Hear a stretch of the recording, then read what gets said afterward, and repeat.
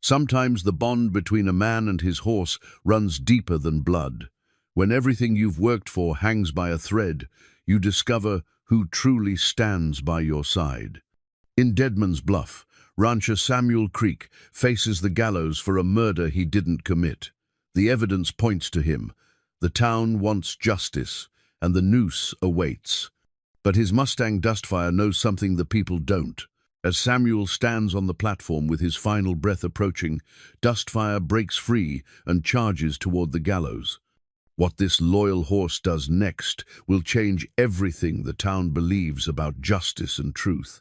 Can an animal's love for his master overcome human judgment? And when all hope seems lost, who decides what's really right? Before we jump back in, tell us where you're tuning in from, and if this story touches you, make sure you're subscribed, because tomorrow I've saved something extra special for you.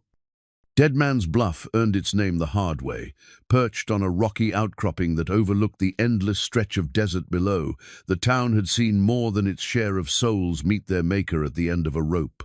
The gallows stood at the center of the dusty main street, like a grim monument to frontier justice, its weathered wood bleached white by the relentless sun. Samuel Creek had never imagined he'd be the next to climb those 13 steps. He sat in the cramped jail cell, rolling his father's lucky silver dollar between his fingers, a habit that had comforted him through 43 years of hard living.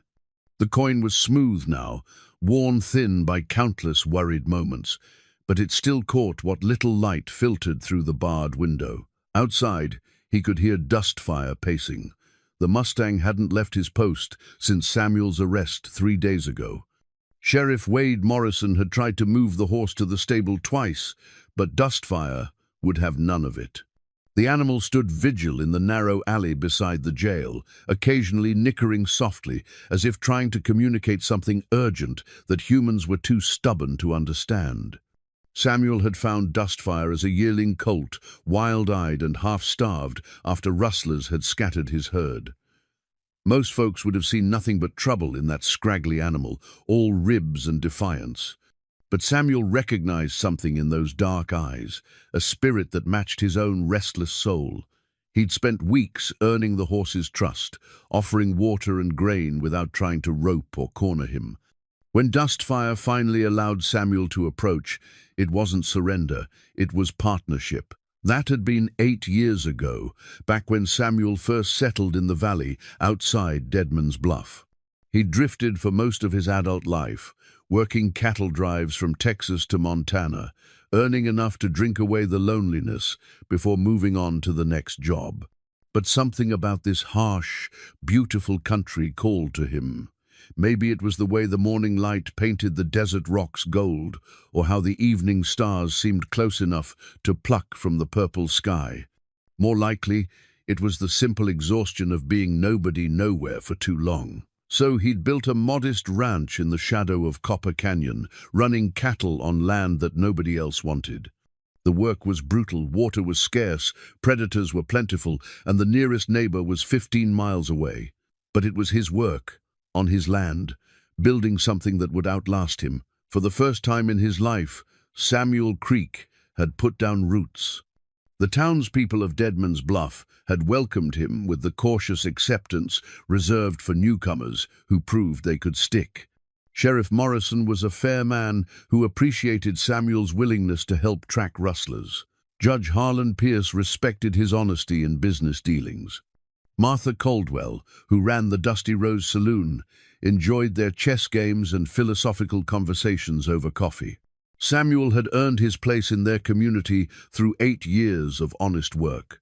He paid his debts, helped his neighbors, and never caused trouble.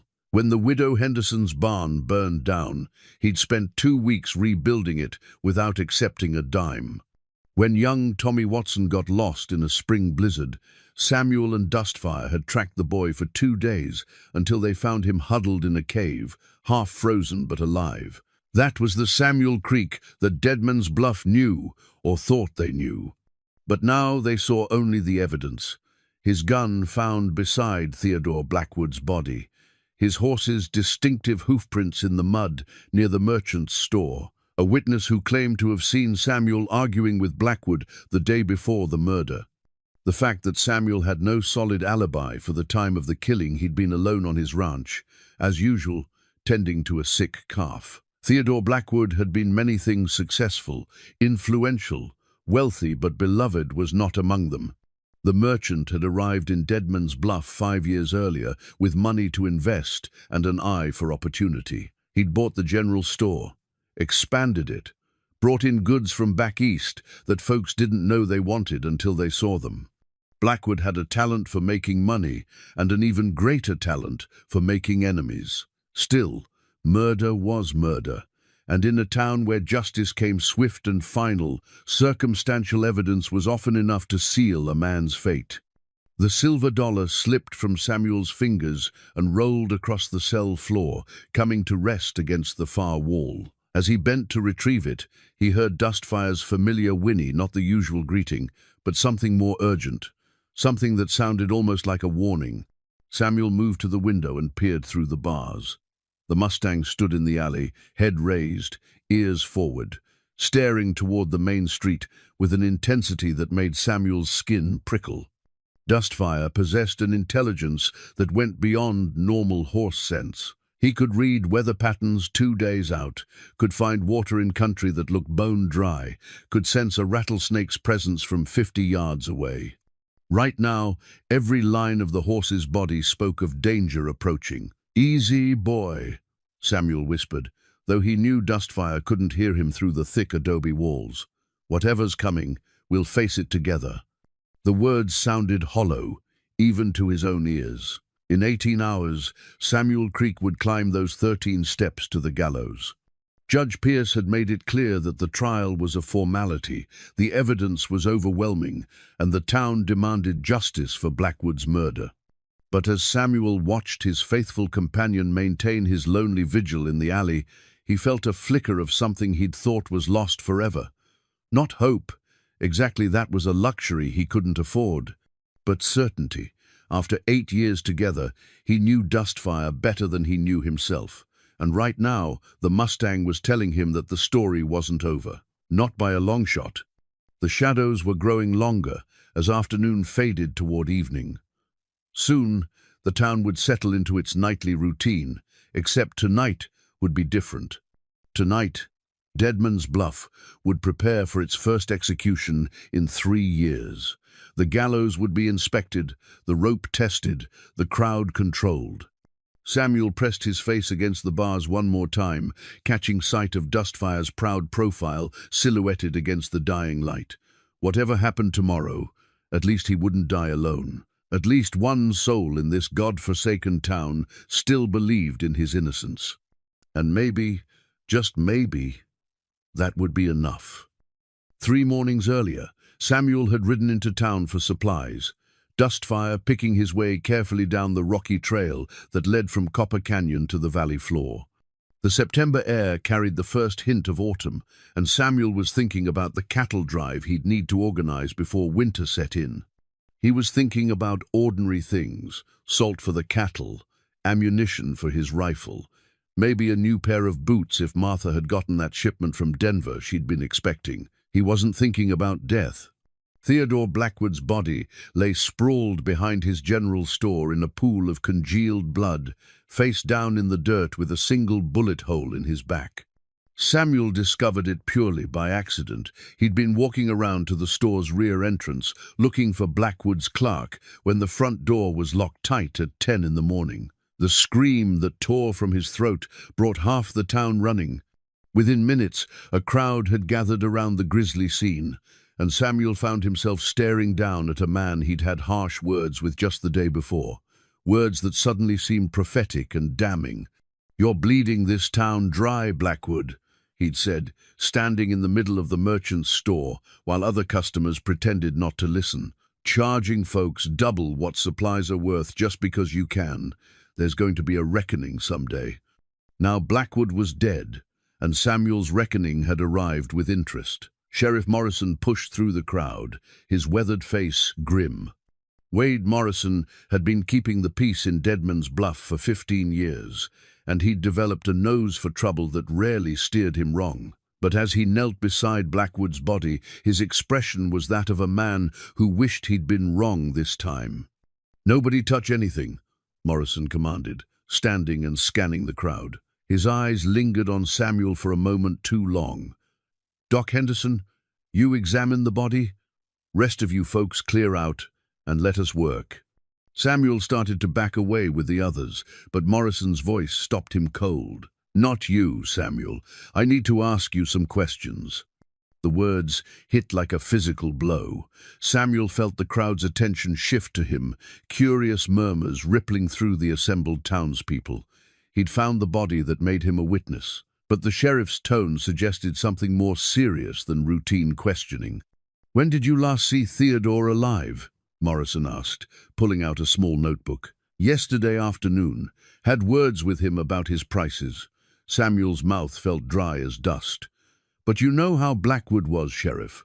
Plenty of folks had words with him." Morrison nodded, scribbling notes.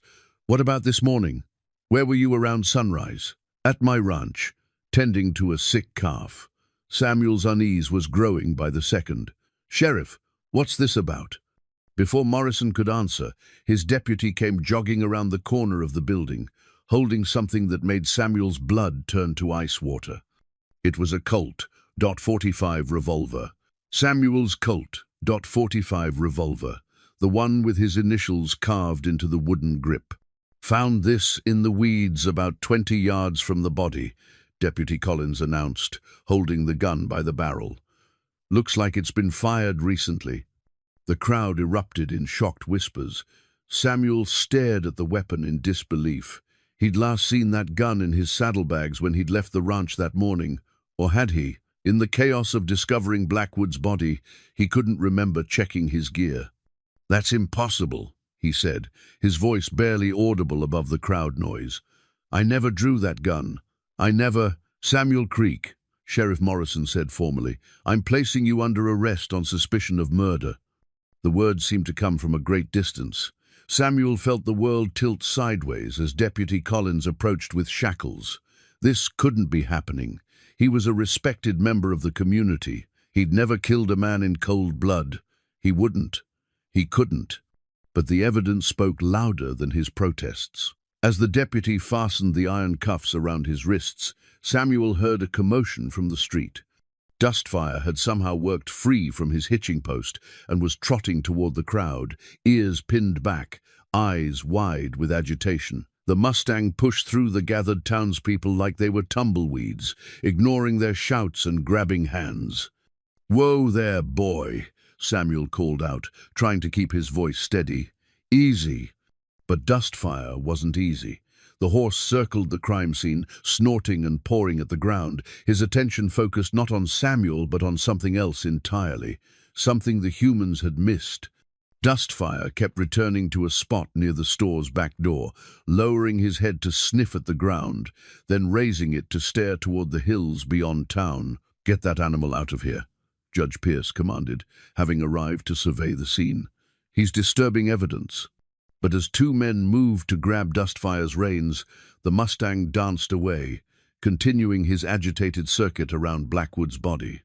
His behavior was unlike anything Samuel had seen before, not panic, but something more purposeful, something that looked almost like investigation. "He knows something," Samuel said suddenly, the words tumbling out before he could stop them. "Look at him, Sheriff. Dustfire's trying to tell us something." Morrison studied the horse for a long moment, then shook his head. "He's upset because his master's in trouble, that's all." They loaded Samuel into the back of the sheriff's wagon for the short ride to jail. As the wheels began to turn, he twisted around for one last look at the scene. Dustfire stood alone now, the crowd having dispersed, still staring toward the distant hills with an intensity that made Samuel's heart ache. The Mustang knew something. Samuel was certain of it. But in a world where evidence mattered more than instinct, where justice moved as swift and final as a summer thunderstorm, what did it matter what a horse might know? Inside the jail, the iron door clanged shut with the finality of a coffin lid. Samuel sank onto the narrow cot and buried his face in his hands.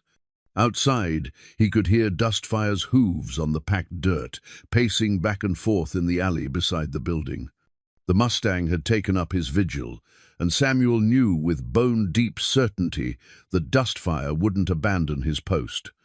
Not while his partner faced the gallows, not while the truth remained buried like a secret in the desert sand. But sometimes, loyalty wasn't enough to save a man's life. Sometimes, the truth stayed buried forever. As the shadows lengthened toward evening, Samuel Creek began to understand that he might die for a crime he didn't commit. And there wasn't a damn thing he could do about it. Martha Caldwell hadn't slept properly in 2 days. She stood behind the bar of the Dusty Rose Saloon, mechanically polishing glasses, while her mind turned over the details of Blackwood's murder like stones in a tumbler. Something about the whole situation felt wrong. Not just wrong, but carefully orchestrated wrong. She'd known Samuel Creek for 8 years, had played chess with him every Sunday after church, had listened to him read poetry aloud on quiet evenings, had watched him gentle wild horses and comfort frightened children with equal patience. The man who carved wooden toys for the orphans at Christmas wasn't capable of shooting someone in the back. But the evidence was damning, and Deadman's Bluff had made up its mind with the swift certainty of desert justice. Through the saloon's front window, she could see Dustfire in the alley beside the jail. The Mustang hadn't moved more than a few yards from that spot since Samuel's arrest. Folks had tried to feed him, water him, lead him away. He'd accept the food and drink, but wouldn't budge from his self-appointed guard duty. Martha had seen loyal horses before, but this was different. This was almost human in its devotion and determination. "Another whiskey, Martha," called out Jim Patterson from his table near the back. The banker was one of several men who'd been drinking steadily since news of Samuel's arrest spread through town. "This whole business has me rattled." Martha poured the drink and carried it over, studying Patterson's face. "You don't seem like a man celebrating justice served." Patterson knocked back half the whiskey and shuddered. "Justice? Hell, Martha. I've known Samuel as long as anybody. Man's never been late on a payment, never shorted a debt, never caused a lick of trouble. Now they're saying he's a cold-blooded killer?" "But you saw the evidence," Martha said carefully. "His gun, the witness testimony. Evidence can lie," Patterson interrupted, his voice dropping to a whisper, "especially when somebody wants it to lie." Before Martha could ask what he meant, the saloon doors swung open and Judge Harlan Pierce strode in, his black coat dusty from the road. Pierce commanded respect in Deadman's Bluff. He was educated, well-traveled, and had brought a sense of proper legal procedure to a town that had previously settled disputes with fists and firearms. But tonight, something about the judge's bearing troubled Martha. There was a tension in his shoulders, a tightness around his eyes that spoke of a man under pressure. "Evening, Judge," she called out. "What can I get you?" "Bourbon, the good stuff." Pierce settled at the bar, removing his black hat and running fingers through his silver hair. "Tomorrow's going to be a difficult day for all of us." Martha poured the bourbon and set it before him. "You've set the trial already?" "Trial?" Pierce laughed, but there was no humor in it. "Martha." The man was caught red-handed, his gun beside the body, his footprints at the scene, a witness who heard him threaten Blackwood. "What more evidence do you need?" "Evidence of motive, maybe?" Martha suggested. "Samuel and Blackwood had words, sure, but so did half the town. Why would Samuel risk everything he's built over a disagreement about store prices?"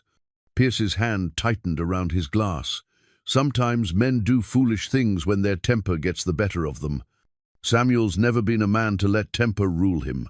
Martha leaned against the bar, studying the judge's face. "In 8 years, have you ever seen him lose his composure, even when the Morrison brothers tried to cheat him out of that water rights deal?" "People change, Martha. Sometimes we discover we never really knew someone at all." The words carried an odd weight, as if Pierce were speaking about more than just Samuel Creek. Martha started to respond, but movement outside the window caught her attention. Dustfire had raised his head and was staring directly at the saloon. his ears pricked forward with alert attention, as if he were listening to their conversation. "That horse gives me the shivers," Pierce muttered, following her gaze. "Unnatural, the way he's acting." "Loyal," Martha corrected. "The way a partner should act." Pierce finished his bourbon and stood abruptly. "Loyalty doesn't change facts, Martha. Samuel Creek will hang tomorrow afternoon, and we'll all be safer for it." After the judge left, Martha found herself alone with her thoughts and the soft sounds of dust fire moving restlessly in the alley. She pulled out the bundle of letters she'd been sorting through, earlier correspondence from various suppliers and customers that had accumulated in the weeks before Blackwood's death. Most of it was routine business, but one letter made her pause. It was from a law firm in Denver, addressed to Theodore Blackwood, regarding outstanding obligations and the necessity of immediate resolution. The language was formal, but the underlying threat was clear: pay up or face consequences. Martha had found the letter in Blackwood's coat pocket when Doc Henderson asked her to help prepare the body for burial. She'd meant to give it to Sheriff Morrison, but something had held her back. Now she spread it on the bar and read it again by lamplight.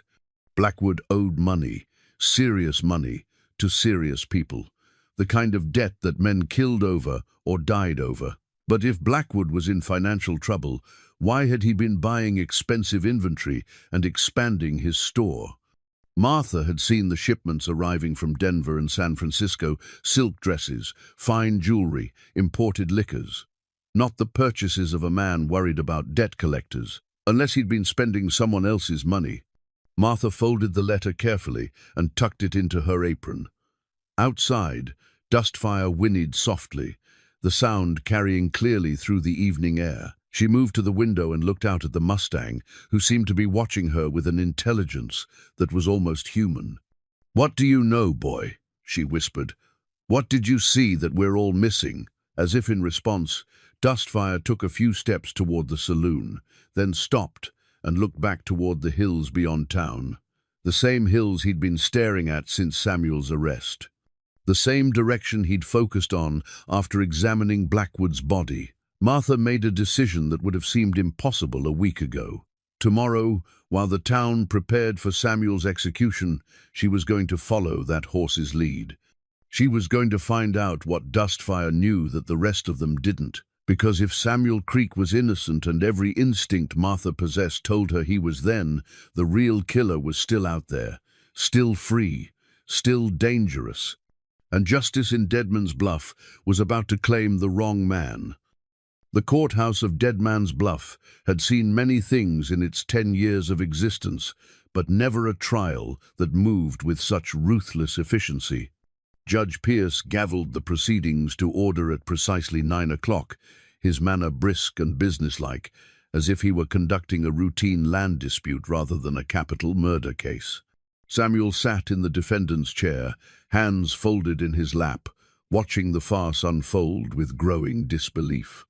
He'd asked for a proper attorney, but the nearest lawyer was 3 days' ride away in Silver Creek, and Pierce had declared that justice delayed was justice denied. Samuel would defend himself or accept the court-appointed counsel of whoever happened to be available. That turned out to be Marcus Webb, the town's stuttering clerk, whose legal experience consisted of copying documents and filing papers. "The prosecution will present its evidence," Webb whispered nervously, shuffling through a stack of papers with trembling hands. "Then we get our chance to respond." Sheriff Morrison took the stand first, laying out the physical evidence with methodical precision. Samuel's gun, found at the scene. The witness testimony from Mrs. Henderson, who claimed to have seen Samuel arguing with Blackwood the previous day. The lack of any alibi for the time of the murder. "And where exactly was Mr. Creek when you arrested him?" the prosecutor asked. Morrison's deputy, Collins, had been designated to handle the prosecution, another irregularity that might have raised eyebrows in a more civilized court. "Standing over the body when I arrived," Morrison answered reluctantly. "But Sheriff—" Webb started to object, his stutter forgotten in his excitement. "Doesn't it seem strange that—" "The defendant will have his opportunity to present alternative theories," Judge Pierce interrupted sharply. "Proceed with your examination." Deputy Collins. Outside the courthouse, Martha Caldwell sat on the steps, supposedly waiting for the trial to conclude, but actually studying Dustfire's behavior. The Mustang had positioned himself across the street, where he could see both the courthouse and the jail. His attention kept shifting between the two buildings, as if he were monitoring some invisible threat.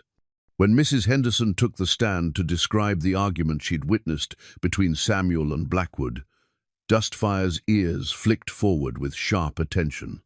The old woman's testimony was damning. She claimed Samuel had threatened to make Blackwood pay for bleeding the town dry. But Martha noticed something the court seemed to miss. Mrs. Henderson kept glancing toward Judge Pierce as she spoke, as if seeking approval or confirmation, and Pierce nodded almost imperceptibly each time she made a particularly damaging statement. Mr. Creek was very angry. Mrs. Henderson continued, her voice gaining strength. Said there would be consequences if Mr. Blackwood didn't change his ways. Said some folks might take matters into their own hands. Martha frowned. She'd known Mrs. Henderson for 15 years, and the woman had never been one to embellish or exaggerate. But today, her testimony sounded almost rehearsed, as if she'd been coached on exactly what to say. Inside the courthouse, Samuel's makeshift defense was crumbling before it began. Marcus Webb called only 2 witnesses. Doc Henderson, who could only confirm that Blackwood had died from a single gunshot wound, and Jim Patterson, who testified to Samuel's good character but admitted under cross-examination that even good men can break under pressure. Your Honor, Webb said during his closing argument, my client has been a model citizen for 8 years. He's helped his neighbors, paid his debts, never caused trouble. Surely that counts for something. Character references don't erase physical evidence. Deputy Collins countered smoothly. The defendant's gun killed Theodore Blackwood. The defendant was found standing over the body. The defendant had publicly threatened the victim. What more proof does this court need? Judge Pierce deliberated for exactly 7 minutes before returning with his verdict. In the case of the Territory versus Samuel Creek, this court finds the defendant guilty of murder in the 1st degree. The gavel fell with the finality of thunder. Samuel felt the world tilt beneath him. Guilty. He was going to hang for a crime he didn't commit, and there wasn't a damn thing he could do about it. Sentencing will take place immediately, Pierce continued. Samuel Creek, you have been found guilty of the cold-blooded murder of Theodore Blackwood. This court sentences you to death by hanging, sentence to be carried out tomorrow at noon. A murmur ran through the packed courtroom. Even by frontier standards, the speed of the proceedings was breathtaking. Most capital cases took days, sometimes weeks. Samuel's trial had lasted less than 3 hours. As the sheriff led him back to his cell, Samuel caught sight of Martha through the courthouse window. She was standing beside Dustfire now, her hand resting on the Mustang's neck, both of them watching the courthouse with expressions of shared concern. Martha believes me, Samuel thought. At least one person in this town knows I'm innocent, but belief wouldn't save him from the noose. That night, alone in his cell, Samuel listened to Dustfire pacing in the alley. The Mustang's hoofbeats had taken on a different rhythm, more urgent, more purposeful, as if time were running out and desperate measures were required. Samuel pulled out his father's silver dollar and held it up to catch the moonlight filtering through the barred window. I'm sorry, Pa, he whispered to the empty air. I tried to build something worthwhile, tried to be the man you wanted me to be. The dollar slipped from his fingers and rolled across the floor, coming to rest against the far wall. As Samuel bent to retrieve it, he heard something that made his blood freeze, the sound of his cell door's lock clicking open. Sheriff Morrison stood in the doorway, his face grave in the lamplight. Samuel, I need you to listen to me very carefully. Samuel straightened slowly, his heart hammering against his ribs. Sheriff, there are things about this case that don't add up, Morrison said quietly. Things I should have questioned before the trial. But it's too late now. The sentence has been passed, and I'm sworn to carry it out. Then why are you here? Morrison glanced over his shoulder, then stepped into the cell and closed the door behind him. Because I've been thinking about your horse, about how he's been acting since the arrest. Outside, as if summoned by their conversation, Dustfire whinnied a long, mournful sound that seemed to carry all the grief in the world. Animals know things we don't, Morrison continued. My grandfather was Apache, and he always said that horses could see into a man's spirit, could tell the difference between a killer and an innocent man. Samuel felt a flicker of hope. Sheriff, if you think I'm innocent, what I think doesn't matter anymore, Morrison cut him off. But what that horse thinks, that might matter more than any of us realize. The sheriff turned to leave, then paused at the door. Samuel, if I were you, I'd spend tonight making peace with whatever needs making peace with. Tomorrow's going to come whether we're ready or not.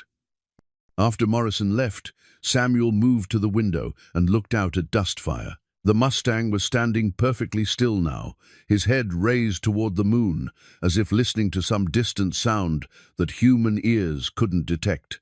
You hear something, boy? Samuel whispered. Or are you planning something? Dustfire turned toward the jail window, and for a moment their eyes met across the darkness.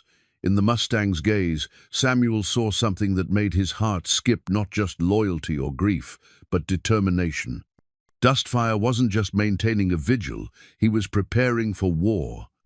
Martha spent the long hours before dawn searching through every piece of paper in Theodore Blackwood's store.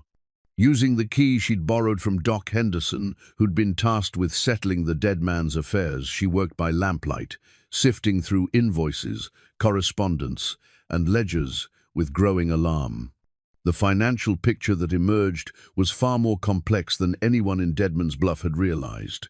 Blackwood wasn't just a successful merchant, he was a man with dangerous secrets and powerful enemies.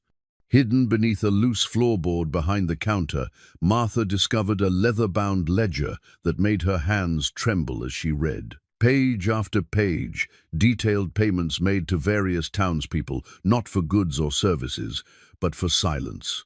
Sheriff Morrison, $500 for overlooking certain irregularities in shipping manifests. Judge Pierce, $800 for favorable rulings in commercial disputes. Even Dr. Henderson, $300 for discretion regarding certain medical examinations. Blackwood had been blackmailing half the town's leadership. But the most shocking entry was the most recent one, dated just 2 days before his murder. J.M. Final payment demanded. Will not negotiate further. Time for permanent solution. J.M. could be anyone, James Morrison, Janet Miller, John Murphy.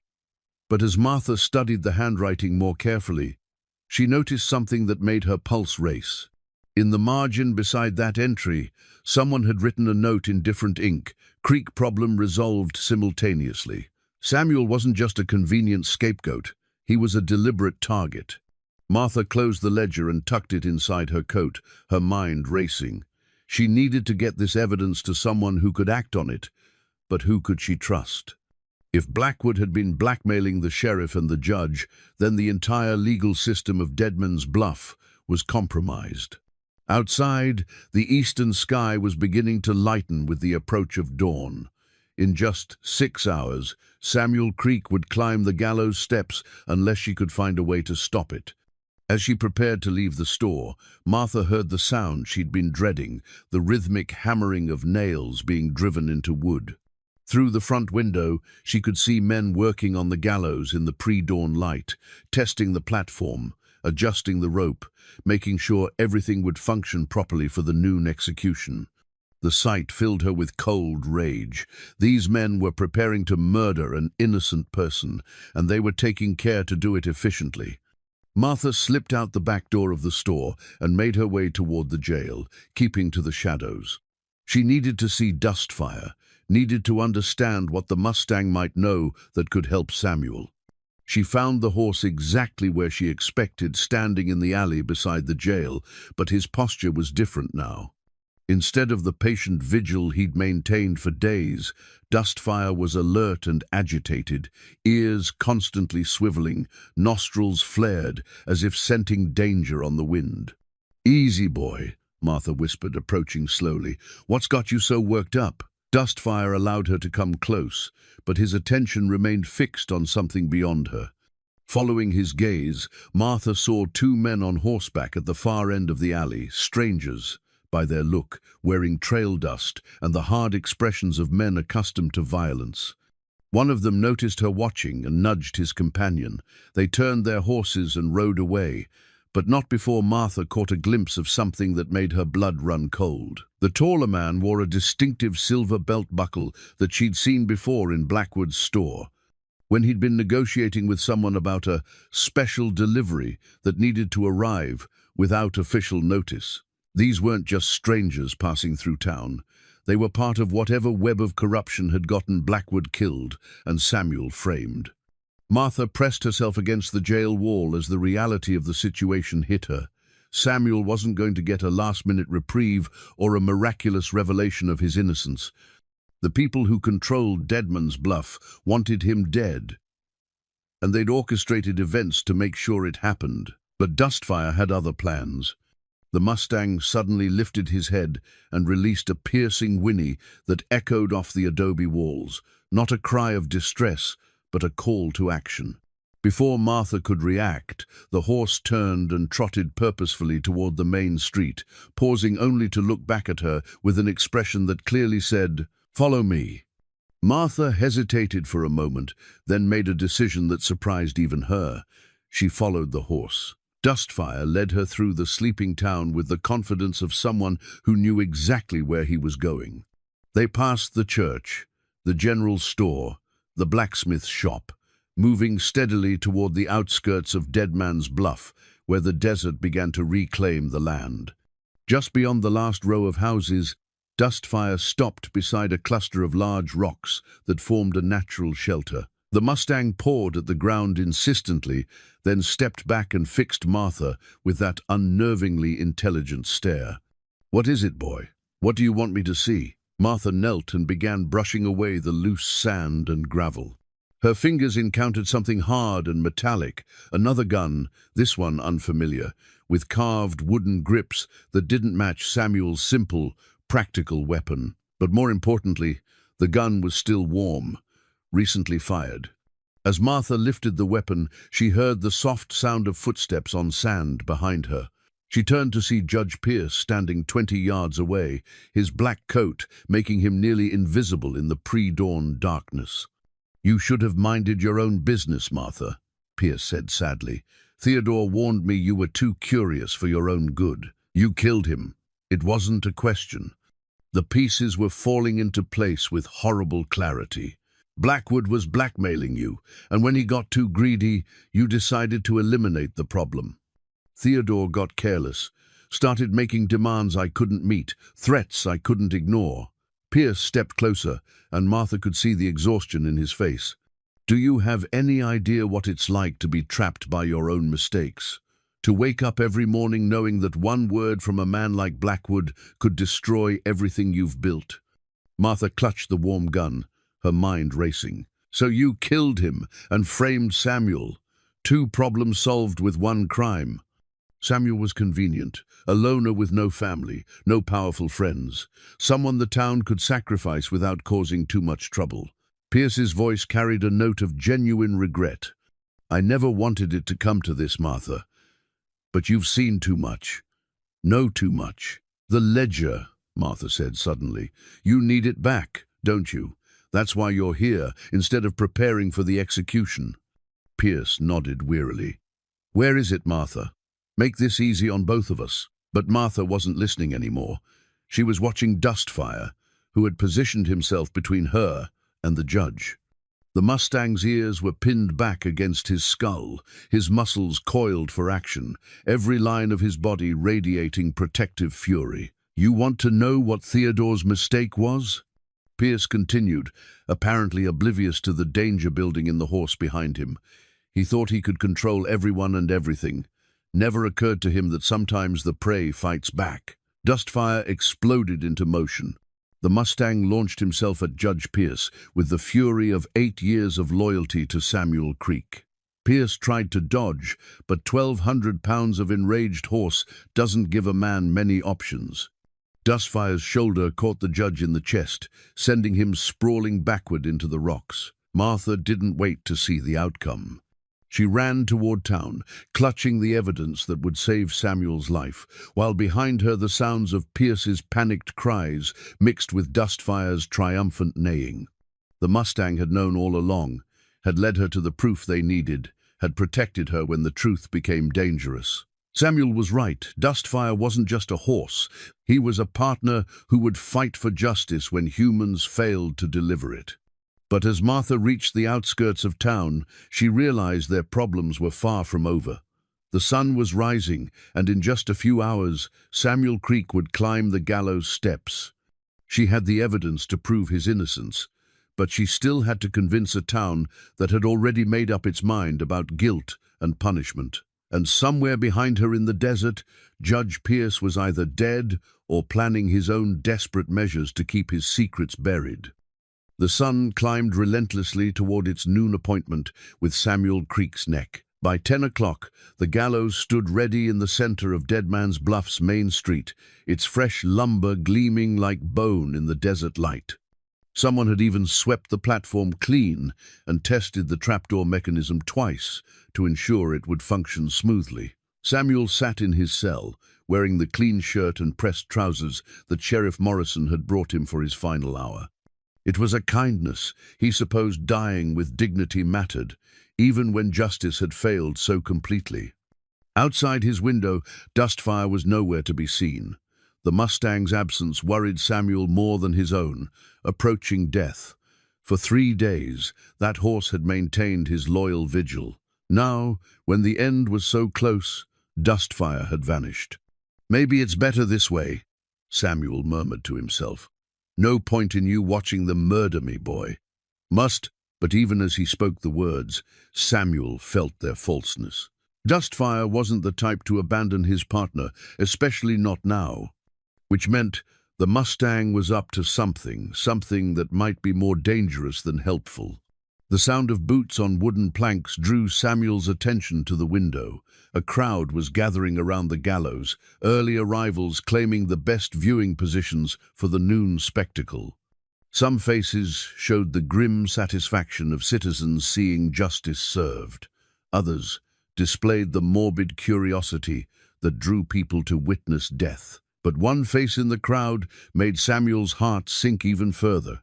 Martha Caldwell stood near the gallows, her expression anguished, clutching something against her chest like it was the most precious thing in the world. She'd tried to help him, Samuel realized, tried and failed, and now she had to watch him die knowing the truth. "Samuel." Sheriff Morrison's voice was quiet, respectful. "It's time." The walk to the gallows felt both endless and instantaneous. Samuel's legs moved without conscious direction, carrying him through the crowd that parted before him like water. He was dimly aware of voices, some shouting for justice, others murmuring prayers, but the words seemed to come from a great distance. The 13 steps felt solid beneath his feet, 13 steps that hundreds of condemned men had climbed before him, leading to the small platform where frontier justice reached its final conclusion. "Samuel Creek," Judge Pierce announced to the assembled crowd, "you have been found guilty of the murder of Theodore Blackwood and sentenced to death by hanging. Do you have any final words?" Samuel looked out over the crowd, searching for friendly faces among the sea of strangers and neighbors. Martha was there, tears streaming down her cheeks. Jim Patterson from the bank, his face grim with resignation. Doc Henderson, who delivered Samuel into this world and now watched him prepare to leave it.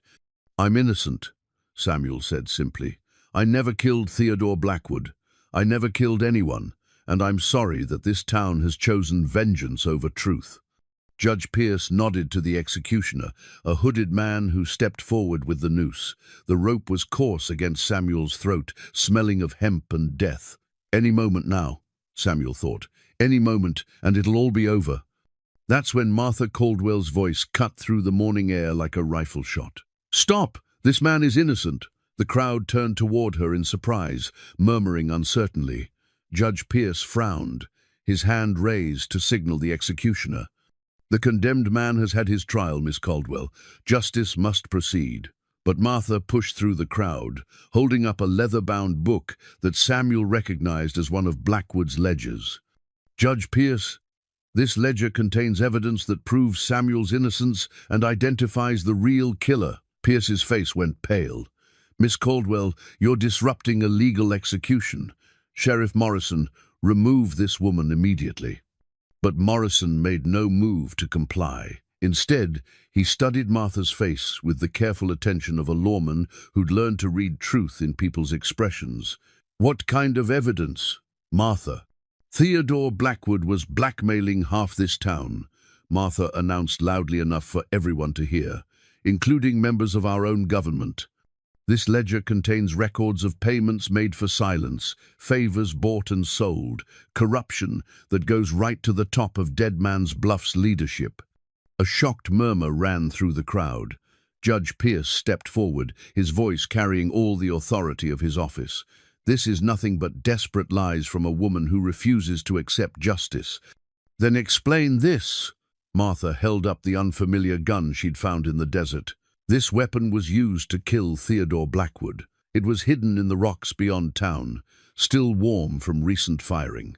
And it belongs to Judge Harlan Pierce. The crowd erupted in chaos. Some people shouted in disbelief, others demanded to see the evidence, still others called for the execution to proceed as planned. Above the din, Judge Pierce's voice rose in furious denial. Lies. All of it lies. Samuel Creek is a murderer, and he will hang for his crimes. Pierce signaled desperately to the executioner, who reached for the trapdoor lever. But before his hand could complete the motion, a sound froze. Every person in the square, the thunder of hoofbeats approaching at full gallop. Dustfire burst into the square like an avenging spirit, his coat gleaming with sweat, his eyes wild with determination. But he wasn't alone. Trailing behind him on a makeshift rope were two men, their hands bound, their faces bloodied and defiant. The Mustang charged straight for the gallows, scattering the crowd like tumbleweeds. At the last second, he slid to a stop and reared up on his hind legs, his front hooves pawing the air inches from the platform where Samuel stood with the noose around his neck. "Well, I'll be damned," Sheriff Morrison breathed. "That horse just brought us some prisoners."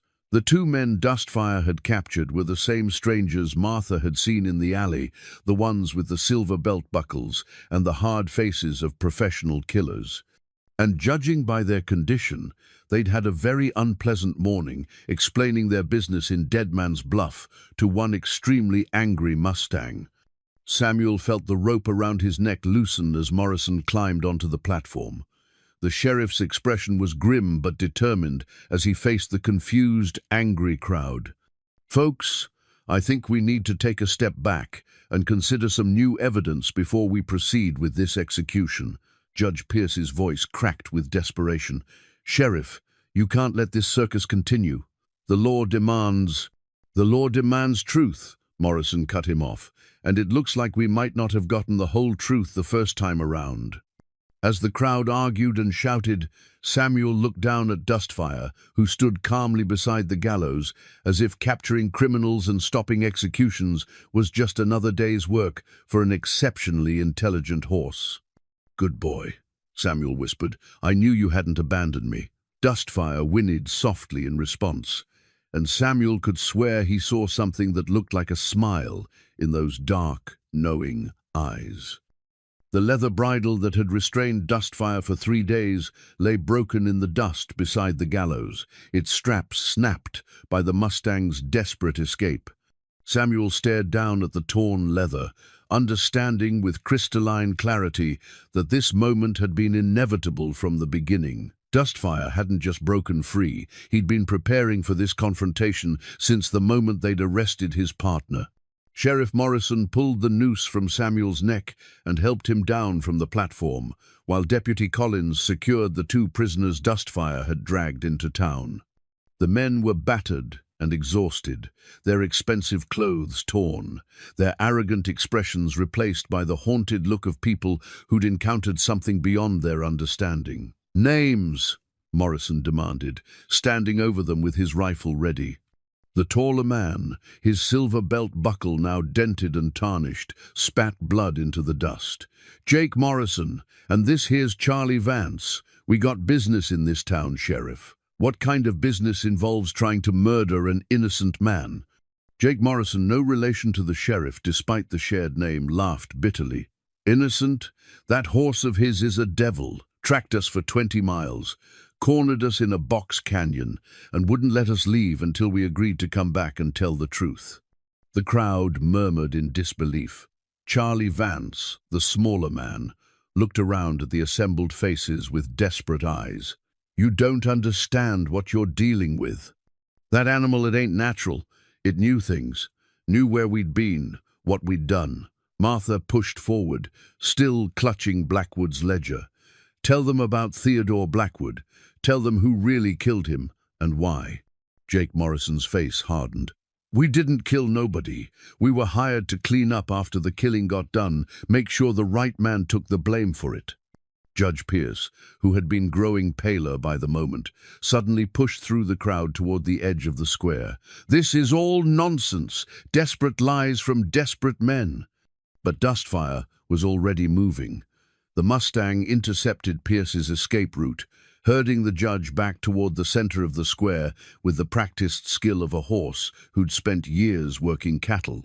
Every time Pierce tried to dodge left or right, Dustfire was there, blocking his path, forcing him back toward the gallows and the truth. "Tell them, Judge," Martha called out, her voice carrying across the suddenly quiet square. "Tell them how Theodore Blackwood was bleeding you dry with his blackmail scheme. Tell them how you finally decided to end it permanently."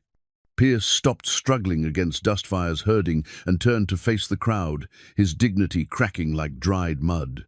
"You want the truth? Fine. Yes, I killed Theodore Blackwood, but not for the reasons you think." A gasp ran through the assembled townspeople. Samuel felt his knees go weak with relief and rage. 3 days on death row for another man's crime. And now the truth was finally emerging. "Theodore wasn't just blackmailing me," Pierce continued, his voice gaining strength. "He was destroying this entire town, corrupting everyone who had any power or influence. He had to be stopped. So you shot him in the back?" Sheriff Morrison's voice was deadly quiet. "I confronted him behind his store, told him the blackmail had to end. He laughed at me, said he owned me, owned all of us." Pierce's hands shook as he spoke. "Said he'd already arranged for Samuel Creek to take the blame when the time came. Had it all planned out, the planted gun, the witness testimony, even these 2 killers to make sure no loose ends remained untied." Jake Morrison spat again. "Judge hired us to make sure Creek never made it to trial. Was supposed to look like he tried to escape and got shot for his trouble. But that horse," Charlie Vance added, his voice filled with superstitious fear. "Soon as we got close to the jail, it started hunting us, like it could smell our intentions." Martha stepped forward, opening Blackwood's ledger to a specific page. "Judge Pierce, according to this record, you owed Theodore Blackwood $8,000 in gambling debts. Money you'd borrowed from the county treasury to cover your losses." Pierce laughed bitterly. $8,000 was just the beginning. Theodore had documents proving I'd been skimming money from court fees for 2 years. He owned me completely until I decided I'd rather be a murderer than a slave. Samuel found his voice at last. "And I was just convenient? Someone to pin your crime on?" "Theodore's idea, actually," Pierce admitted. "He'd been planning to frame you for months, ever since you started asking questions about his business practices.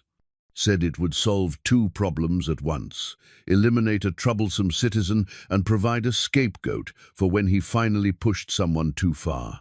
The crowd was growing angry now, their shock giving way to outrage.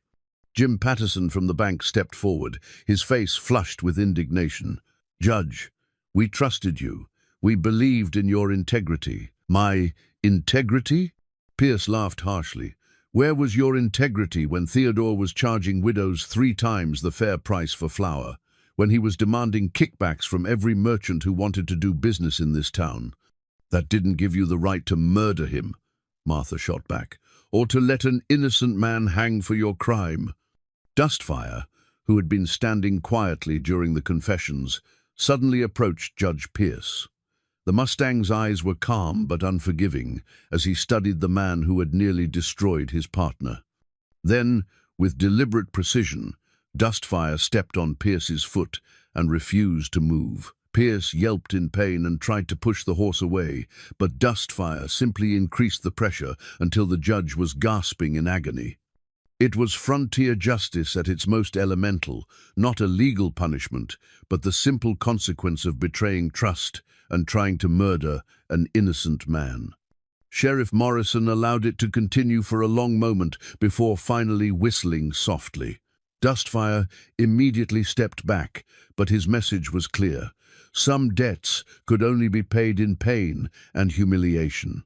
"Harlan Pierce," Morrison announced formally, "I'm placing you under arrest for the murder of Theodore Blackwood and conspiracy to commit the judicial murder of Samuel Creek." As the deputy led Pierce away in shackles, the judge turned back toward Samuel one last time. "I'm sorry, Samuel. I never wanted it to come to this." Samuel met his eyes steadily. "Judge, the sorry part isn't that you killed Blackwood. The sorry part is that you were willing to let me die for it." The crowd began to disperse, their bloodlust satisfied, but their faith in frontier justice badly shaken. Samuel stood beside the gallows, still wearing the clean shirt they'd given him for his execution, watching his neighbors file away with expressions of shame and confusion. Martha approached him carefully, her eyes bright with unshed tears. "Samuel, I'm so sorry we didn't figure it out sooner." "Martha, you figured it out in time. That's what matters." Samuel reached out and touched Dustfire's neck, feeling the solid warmth of the horse who'd saved his life. "We both did." But as he spoke the words, Samuel realized that the morning's revelations had answered some questions while raising others. Dustfire had demonstrated an intelligence and determination that went far beyond normal animal behavior. The Mustang had tracked killers, gathered evidence, and orchestrated a rescue with the strategic thinking of a human partner, which raised a troubling question. Exactly what kind of horse had Samuel Creek been living with for the past 8 years? Samuel's father's pocket watch lay half buried in the sand where Dustfire had led them, its silver surface reflecting the afternoon sun like a beacon of vindication. Martha knelt beside the timepiece, brushing away the grit and debris that had accumulated around it during the 3 days since Theodore Blackwood's murder. "This is it," she breathed, turning the watch over to reveal the inscription Samuel knew by heart. "To Samuel Creek time and truth prevail, your loving father, 1847. Samuel accepted the watch with hands that trembled slightly. He'd discovered it missing from his vest pocket the morning of his arrest, had assumed it had fallen somewhere during the chaos of finding Blackwood's body. Now he understood the truth. The watch had been deliberately taken and planted as evidence of his presence at the scene. Theodore had this in his hand when he died, Samuel realized. Grabbed it during the struggle with Pierce, trying to identify his killer. Sheriff Morrison examined the watch carefully, noting the traces of blood on the chain and the scratches on the case that suggested a violent struggle. "This proves you were telling the truth about your whereabouts that morning, Samuel. You couldn't have lost this watch at the murder scene if you were 20 miles away tending to a sick calf." But even as relief flooded through him, Samuel felt a deeper unease settling in his chest. Dustfire stood nearby, watching the humans examine their evidence with an expression of patient satisfaction. The Mustang had led them directly to this spot, as if he'd known exactly where to look for the one piece of proof that would conclusively establish Samuel's innocence. "How did you know, boy?" Samuel murmured, approaching his horse with new wariness. "How did you know where to find it?" Dustfire whinnied softly and nudged Samuel's shoulder, the same gentle gesture of affection he'd offered thousands of times before.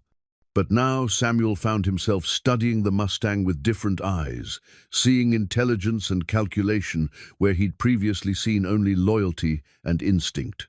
Martha noticed his expression and moved closer. "Samuel, What is it? You look like you've seen a ghost." "Maybe I have," Samuel continued, staring at Dustfire, his mind racing through 8 years of memories with new understanding. "Martha, think about everything that's happened since my arrest, everything Dustfire has done.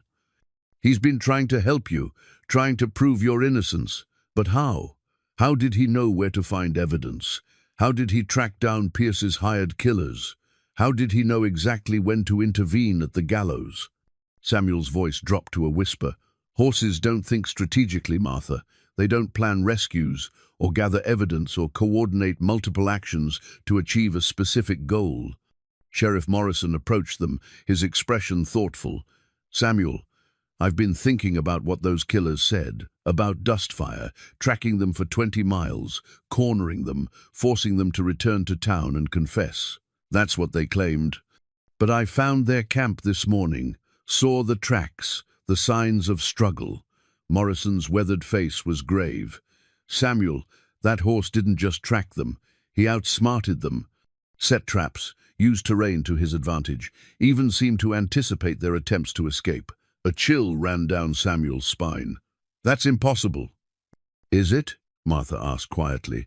"Samuel, think about all the times Dustfire has done things that seemed almost human. The way he reads weather patterns, finds water, senses danger. The way he seems to understand human conversation and respond accordingly." Samuel's memories shifted like sand in the wind, 8 years of partnership taking on new and disturbing significance. Dustfire, finding the hidden gold claim that had helped establish Samuel's ranch. Dustfire, leading him away from the Apache war party that would have killed them both. Dustfire, somehow knowing which trails were safe during the flash flood season. "He's saved my life a dozen times," Samuel admitted. "Made decisions that seemed to show reasoning and planning, but I always told myself it was just exceptional animal instinct." "What if it wasn't?" Martha pressed. "What if Dustfire is something more than just an exceptional horse?" The question hung in the desert air, like smoke from a distant fire. Samuel found himself remembering the night he'd first encountered Dustfire, not as a yearling colt, as he'd always told the story, but as something wild and otherworldly moving through the moonlight. He'd been drunk that night, celebrating a successful cattle drive, and his memories were hazy. But now, forcing himself to recall the details, he remembered eyes that seemed to hold ancient wisdom and a bearing that suggested nobility beyond any earthly bloodline. Sheriff Morrison cleared his throat. "Samuel, there's something else you should know, something I discovered when I was investigating Blackwood's murder." "What is it, Sheriff?" "Theodore kept detailed records of everyone in town, their debts, their secrets, their weaknesses. He had files on most of the prominent citizens." Morrison paused, choosing his words carefully. "But the thickest file was about you and Dustfire." Samuel felt ice form in his stomach. "What kind of information?" "Newspaper clippings from towns you'd passed through over the years. Stories about a mysterious cowboy and his impossible horse who always seemed to appear when justice needed serving. A range war in Colorado where you and Dustfire exposed cattle rustlers, a mining dispute in Nevada where you uncovered claim jumpers, a dozen incidents where you arrived at just the right time to set things right." Martha's eyes widened. "How many towns, Samuel?" "I don't know what you're talking about." But even as he spoke the words, Samuel knew they weren't true. He did remember those incidents had told himself they were coincidences, lucky timing, the natural result of being in the right place at the right time. But now he wondered if there had been a pattern, a purpose, a destiny that he'd been too blind or too stubborn to recognize. "Theodore was obsessed with you both," Morrison continued. "Thought you might be some kind of frontier vigilantes, traveling from town to fight corruption and injustice. He was convinced Dustfire wasn't a normal horse." "That's ridiculous," Samuel said, but his voice lacked conviction. Dustfire approached him then, moving with the fluid grace that Samuel had always admired but never questioned. The Mustang's dark eyes met his, and for a moment Samuel felt as if he were looking into depths that no earthly creature should possess. "Who are you?" he whispered. "What are you?" Instead of answering, which would have been impossible for a normal horse, Dustfire did something that made Samuel's blood freeze. The Mustang nodded. Once, deliberately, unmistakably, as if he understood not just the words, but the profound implications behind them. Martha gasped. Sheriff Morrison took an involuntary step backward, and Samuel Creek, who thought he'd known his partner for 8 years, realized he might not have known him at all. "We need to get back to town," Morrison said suddenly, his lawman's instincts alert to danger. Those killers Pierce hired might have friends, and if word spreads about what happened here today, about what Dustfire can do— He didn't finish the sentence, but Samuel understood. A horse with human-like intelligence would attract attention from people who might want to exploit or study or destroy such a creature. Dustfire had revealed his true nature to save Samuel's life, but that revelation might have put them both in even greater danger. "Mount up," Samuel said quietly. "We're going home." But as they prepared to leave the desert where the truth had finally been revealed, Samuel wondered if home would ever feel the same again. He'd gained his freedom and cleared his name, but he'd lost something precious in the process, the comfortable illusion that he understood the world and his place in it. Now, riding beside a creature who might not be what he appeared to be, Samuel Creek faced the most unsettling question of his life: exactly who had been the real partner in their 8-year relationship. The sheriff's badge caught the late afternoon sun as Wade Morrison faced the hardest decision of his 15-year career in law enforcement.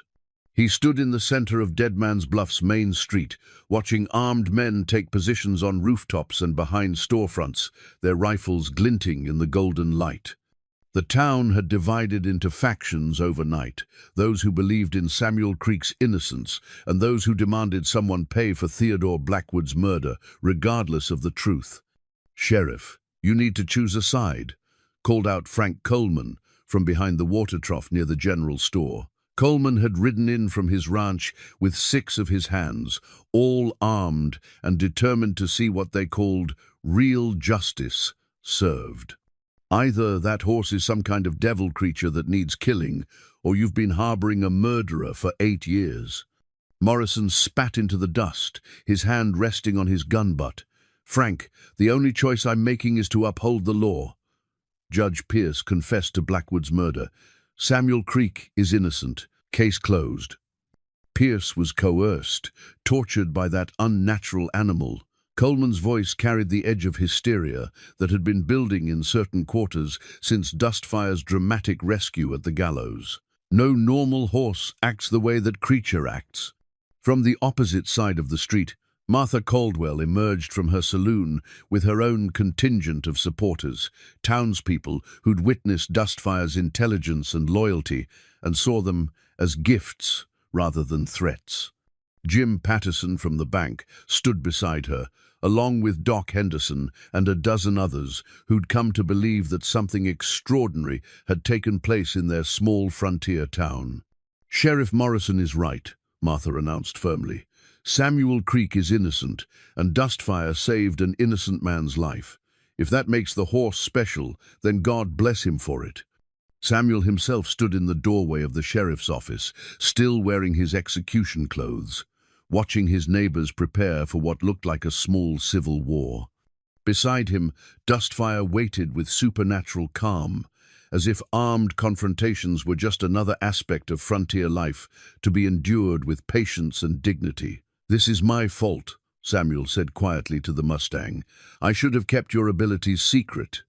Dustfire turned to look at him, and Samuel could swear he saw understanding and forgiveness in those dark eyes.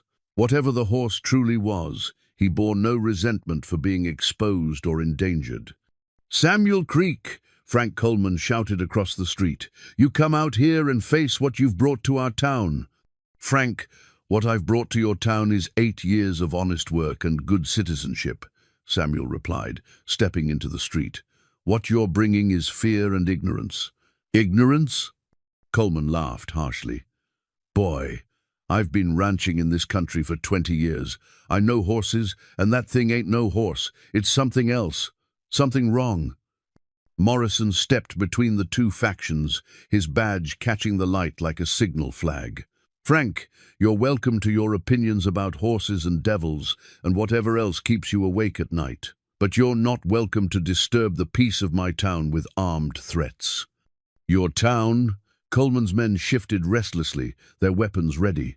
"Wade, this stopped being just your town the minute that creature started displaying powers no earthly animal should possess."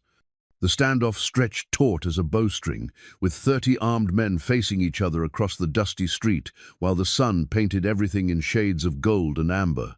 Samuel could feel the moment balanced on a knife's edge. One wrong word, one sudden movement, and Deadman's Bluff would earn its name all over again. That's when Dustfire made his choice. The Mustang stepped away from Samuel and walked deliberately into the center of the street, positioning himself between the two armed factions. He stood perfectly still for a moment, his head raised, his bearing noble and unafraid. Then he began to move. What followed was unlike anything the people of Deadman's Bluff had ever witnessed. Dustfire performed a series of movements that were part dance, part demonstration, part communication, with a species too limited to understand his true language. He moved with fluid precision, showing his intelligence without threatening, displaying his abilities without boasting. The Mustang traced patterns in the dust with his hooves, complex geometric shapes that spoke of understanding far beyond animal instinct. He manipulated objects with his teeth and hooves, arranging stones and branches into formations that suggested planning and reasoning. Most remarkably, he seemed to respond to the unspoken thoughts and fears of the people watching him, addressing their concerns through gesture and movement. "My God," Doc Henderson breathed. "He's trying to communicate with us." Frank Coleman lowered his rifle slightly, his expression shifting from anger to awe. "What is he saying?" Samuel stepped forward, understanding flooding through him as he watched his partner's performance. "He's saying he's not our enemy. He's saying he's been protecting this town, protecting all of us, for years without asking for anything in return." Martha nodded, tears streaming down her face. "He's saying he just wants to be accepted for what he is." The demonstration continued for several more minutes, with Dustfire showing abilities that clearly transcended normal equine behavior while maintaining a demeanor of gentle dignity. He wasn't trying to dominate or frighten, he was trying to bridge the gap between species, to find common ground between horse and human. When he finally stopped, standing once again in the center of the street, a profound silence fell over Deadman's Bluff. 30 armed men stared at a horse who had just redefined their understanding of intelligence, loyalty, and the possible. Dustfire's hoofprint in the dried blood beside Theodore Blackwood's store told the final chapter of a story that had taken 3 days to unravel. Sheriff Morrison knelt beside the print, measuring its distinctive shape against the plaster cast he'd made that first morning. The match was perfect, but now it meant something entirely different than it had when Samuel Creek sat in a jail cell awaiting execution. "This print isn't evidence of guilt," Morrison announced to the crowd that had gathered around the original crime scene. "It's evidence of witness." Martha Caldwell stood beside him, her voice carrying clearly in the desert air. "Dustfire saw the murder happen. He was here when Judge Pierce shot Theodore Blackwood in the back."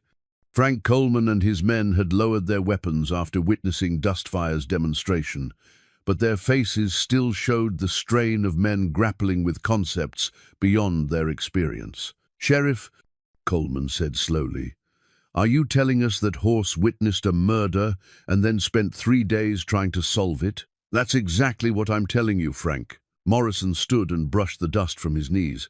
"And he did a better job of investigating than I did." Samuel approached the blood-stained ground where his life had nearly ended, feeling a complex mixture of gratitude and unease. Dustfire had saved him, but at the cost of revealing abilities that made him something more than animal, something less than human, something that didn't fit into the normal categories of frontier life.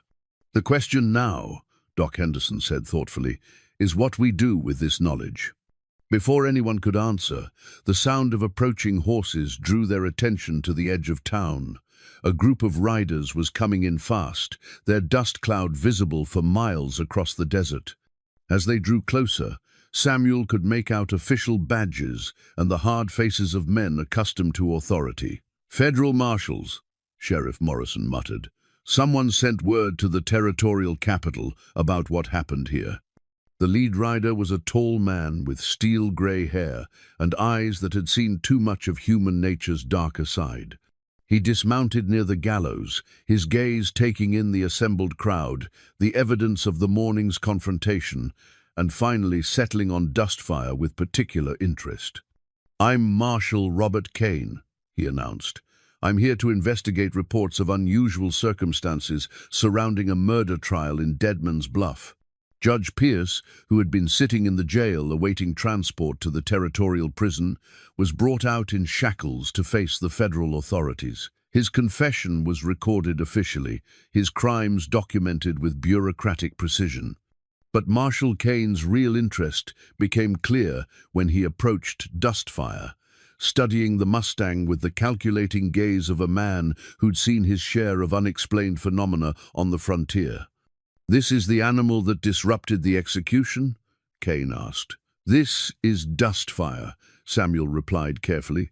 "My horse, my partner. Your partner who tracks killers, gathers evidence, and demonstrates problem-solving abilities that exceed those of most humans I know." Kane's voice was neutral, but his implication was clear. Samuel felt the familiar protective instinct rising in his chest. "Marshal, Dustfire is loyal and intelligent, but he's still just a horse." "Just a horse?" Kane smiled without humor. "Mr. Creek, I've spent 20 years investigating unusual incidents across the territories. Creatures that don't fit normal classifications, phenomena that can't be explained by conventional understanding. Your horse has attracted attention from people who study such things." Martha stepped forward, her chin raised defiantly. "Marshal, what are you saying?" "I'm saying that there are institutions back east, universities, government facilities, private collectors who would pay handsomely for the opportunity to study an animal with Dustfire's apparent capabilities." The words hit Samuel like a physical blow. "You want to take him away?" "I want to understand what he is," Kane replied, "and I have the authority to claim custody of any creature or phenomenon that might pose a threat to public safety or national security." Frank Coleman, who had been listening with growing alarm, suddenly spoke up. "Marshal, that animal saved an innocent man's life, brought justice to our town when our own officials failed. How does that threaten public safety?" "Because," Kane said patiently, "if word spreads about a horse with human-level intelligence, it will attract attention from people far less benevolent than academic researchers.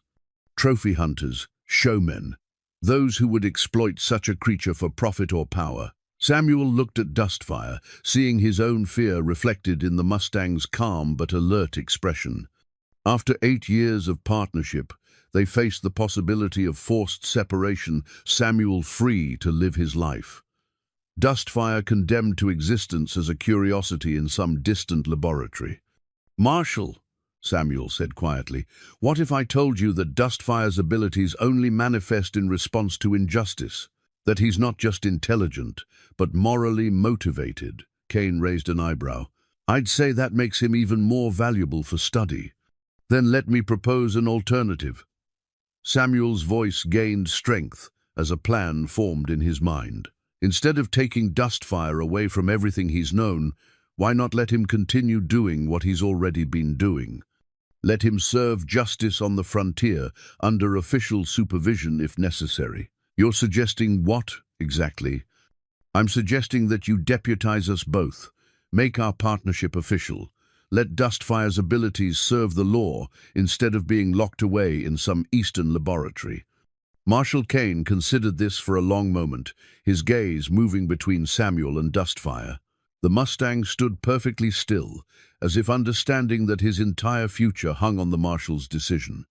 "An interesting proposition, Mr. Creek, a federal deputy and his unusually gifted mount." Kane's expression remained unreadable, But that would require me to believe that you can control and direct an animal with apparent supernatural abilities. Not control, Samuel corrected. Partner with. We've been doing it successfully for 8 years. Very well. Kane reached into his coat and withdrew a silver badge. Samuel Creek, I'm offering you a position as a federal deputy marshal with special jurisdiction over unusual crimes and phenomena in the territories. Your partner would be granted official recognition as a law enforcement asset. Samuel accepted the badge with trembling hands, feeling its weight like a promise and a burden combined. And if we refuse, then I take custody of the animal for federal investigation and you return to your ranch to live out your life as a private citizen. Kane's voice was matter-of-fact. The choice is yours, Mr. Creek. Samuel looked at Dustfire one more time, seeing in those dark eyes the same question that burned in his own heart. They could accept this new role and continue their partnership under official sanction, traveling from town to town to serve justice where it was needed most. Or they could be separated forever, leaving Samuel to wonder what might have been and Dustfire to face an uncertain fate in the hands of government researchers. Marshal, Samuel said finally, when do we start? A new headstone stood in the cemetery overlooking Deadman's Bluff, its marble surface gleaming white against the desert landscape. The inscription was simple but complete. Theodore Blackwood 1821, 1873. Murdered by Judge Harlan Pierce, truth revealed through justice. Below that, in smaller letters, someone had added, some secrets die harder than the men who keep them. Samuel Creek sat on his horse, though he now knew that his horse was an inadequate description of their relationship, reading the headstone one final time before leaving Deadman's Bluff behind. The badge on his chest caught the morning sunlight, federal silver that marked him as something new in the territories. A deputy marshal whose jurisdiction extended to crimes that ordinary lawmen couldn't understand or solve. Dustfire stood patiently beneath him, saddled and ready for the trail, but Samuel sensed the Mustang's eagerness to begin their new mission. They'd received word of strange happenings in Silver Creek. Cattle mysteriously returned after being rustled. A bank robbery foiled by what witnesses described as impossible luck, and rumors of a horse and rider who appeared whenever justice needed serving. Sounds like we've got competition, boy, Samuel murmured, patting Dustfire's neck. Or maybe we've got friends. Martha Caldwell approached them from the direction of her saloon, carrying a cloth bundle that smelled like fresh bread and coffee. Provisions for the trail, she explained, handing the bundle to Samuel, and a letter I want you to carry. Samuel accepted both, studying Martha's face. Letter? To my sister in Denver, telling her about everything that happened here. Martha smiled, but her eyes were serious. People need to know that there are things in this world beyond their understanding. Good things. Things that fight for justice when humans fail to deliver it. Martha, that could bring the wrong kind of attention. Samuel, hiding the truth, never protected anyone for long. She looked up at him with the steady gaze of a woman who'd seen lies nearly destroy her town. Dustfire saved your life by revealing what he really is. Maybe other people deserve the chance to witness that kind of miracle. Behind them, the town was stirring to life under new leadership. With Judge Pierce imprisoned and awaiting trial in the territorial capital, Deadman's Bluff had elected Martha as their temporary magistrate, the first woman to hold such a position in the territory. Sheriff Morrison remained in his post, but with new deputies and a renewed commitment to seeking truth before rushing to judgment. The town's in good hands, Samuel observed.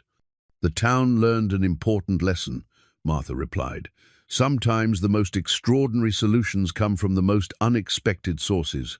As if summoned by her words, Dustfire turned his head toward the hills beyond town, his ears pricked forward with alert attention. Samuel felt it too, a subtle shift in the air, a sense that somewhere out there, injustice was taking root and would need to be confronted. Duty calls, Samuel said, touching his hat brim in farewell. Martha stepped back as they prepared to leave, but her voice followed them. Samuel, when you write your reports to that federal marshal, make sure you tell the truth about Dustfire, all of it." Samuel nodded, understanding her meaning. The official reports would document their cases, their methods, their successes and failures. But they would also preserve the truth about what Dustfire was and what he represented, proof that intelligence and loyalty and moral courage could exist in forms that humans didn't expect or fully understand. As they rode out of Deadman's Bluff, Samuel reflected on how completely his life had changed in just 4 days. He'd gone from condemned prisoner to federal deputy, from believing he owned a remarkable horse to understanding that he partnered with a remarkable being whose true nature remained beautifully mysterious. The trail ahead stretched across the desert toward Silver Creek, 3 days of hard riding through country where the law was whatever men with guns decided it should be. But Samuel Creek no longer rode alone. He rode with a partner whose intelligence and moral compass had proven superior to those of most humans, whose loyalty ran deeper than blood, and whose commitment to justice had already saved one innocent life. Behind them, Deadman's Bluff settled into its daily routine, forever changed by the events of the past week. The gallows still stood in the town square, but now it served as a reminder rather than a threat, a monument to the dangers of rushing to judgment and the importance of seeking truth before demanding vengeance.